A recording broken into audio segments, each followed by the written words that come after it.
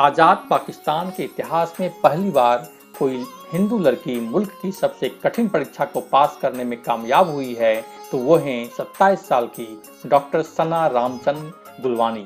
हालांकि सना ने central superior services यानी CSS की इस कठिन परीक्षा को इस साल मई के महीने में ही क्लियर कर लिया था, लेकिन अब उनकी नियुक्ति पर भी मुहर लग गई है।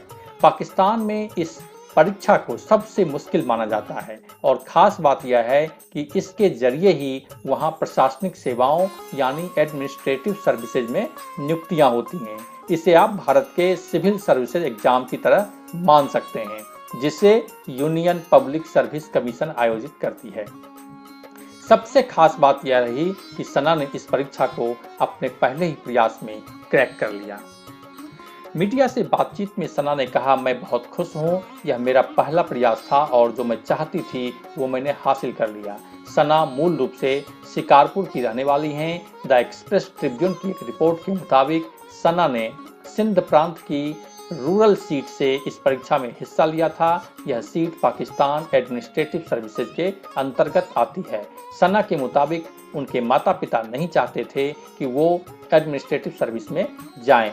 उनका सपना उन्हें मेडिकल प्रोफेशन में ही देखने का था, लेकिन मैंने दोनों ही टारगेट पूरे किए। इस कठिन परीक्षा को पास करने के बाद 7 मई 2021 को सना ने अपने ट्वीट में लिखा था, वाहेगुरु जी का खालसा, वाहेगुरु जी की फतेह।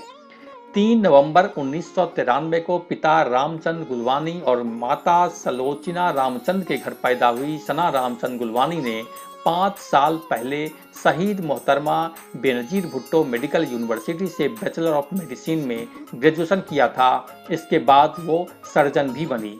पाकिस्तान में ये दोनों ही कोर्स साथ साथ होते हैं।